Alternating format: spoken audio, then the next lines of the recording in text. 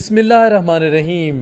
मैं हूं मोहम्मद ज़ियाउल हक और आप देख रहे हैं FS मीडिया नेटवर्क। खबर शामिल करते हैं रावलपिंडी से। तकरीबन 20,000 खानदानों के रावलपिंडी के प्रॉपर्टी प्रोजेक्ट में अरबों डूबे। वजह से गैर कानूनी और गैर मंजूर शुदा प्रोजेक्ट। मुतासरा शहरियों ने RDA में दरखास्त दी और अपना मौक़िफ़ बताया कि एक जेली सोसाइटी के मालिक आमिर शहजाद ने हमारे साथ फ्रॉड किया, जिस पर DG RDA madam Kinza Murtaza ने फौरी शोकाज नोटिस जारी किए और FIR दर्ज होने के लिए इस्तिगासा थाना सदर बैरूनी भेज दिया और ऑपरेशन के अहकामात जारी किए। बाद deputy director RDA Samiullah Niazi ने सोसाइटी के मालिक के साथ बंद कमरे में मीटिंग की और ऑपरेशन ना करने की यकीन दहानी करवाई और भारी रिश्वत लेकर रिपोर्ट लिखी और एंटी करप्शन में रिपोर्ट पेश की कि एक प्राइवेट मामला है, हम इसको डील नहीं करते। जबकि दरखास्त गुजार का कहना है कि हमने सारे सबूत दिए, जो रिपोर्ट समी न्याजी ने लिखी उसका कोई जवाज ही नहीं बनता और ना ही इसका ताल्लुक दरखास्त गुजारों के नाम के साथ है। जबकि दरखास्त गुजार ने एंटी करप्शन के डायरेक्टर को सोसाइटी के खिलाफ शोकाज नोटिस और इस्तिगासे की कॉपी जमा करवाई और डायरेक्टर एंटी करप्शन ने दोबारा रिपोर्ट तलब कर ली कि एक तरफ शोकाज नोटिस जारी किए और इस्तिगासा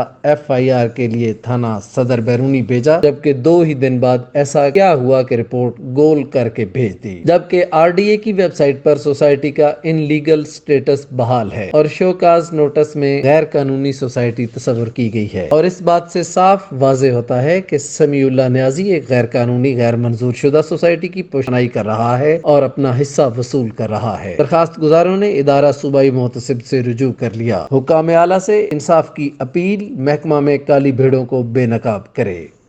सब्सक्राइब कीजिए FS मीडिया नेटवर्क और देखते रहिए ताज़ा तरीन तबसरे और खबरें।